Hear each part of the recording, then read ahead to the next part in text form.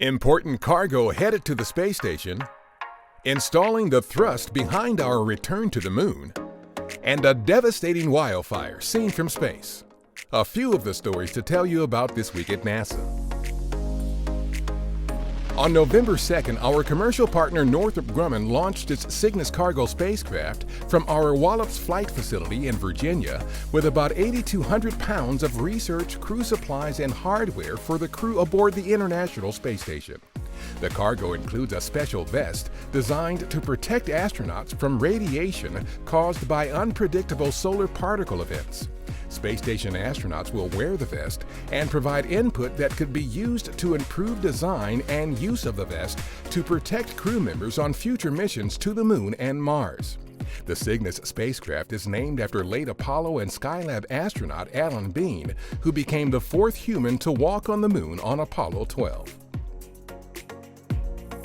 5 weeks after delivering more than 4 tons of supplies, scientific experiments, and hardware to the International Space Station, Japan's HTV-8 cargo spacecraft left the station on November 1st.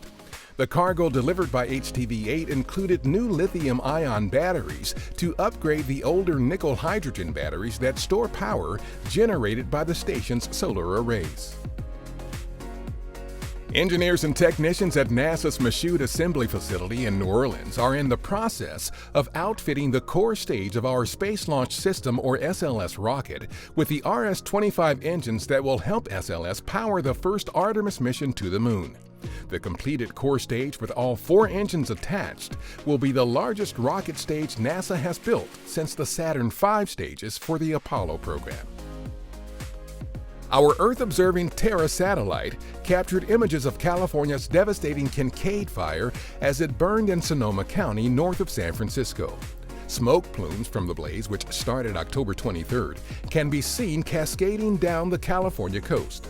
Dry conditions and fierce, nearly 100-mile-per-hour winds, known as Diablo winds, have helped the fire spread quickly and made it extremely difficult to stop.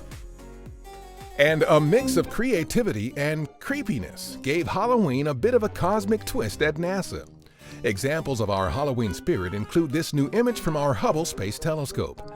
It looks like a pair of glaring eyes belonging to a spooky face in space, but it is actually a head-on collision between 2 galaxies just over 700 million light-years from Earth.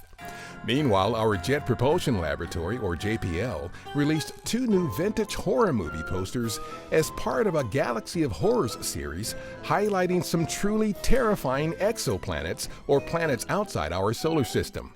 How's this for scary? One of these exoplanets has an atmosphere full of silicates, the key component in sand and glass, that are possibly being whipped around in winds blowing at more than 5,400 miles per hour. Download the posters and learn about other inhospitable exoplanets at go.nasa.gov/Galaxy of Horrors. And a pumpkin carving contest at JPL, now in its 9th year, included a number of unique out-of-this-world ideas and designs, truly reflective of what one would expect from NASA. That's what's up this week at NASA.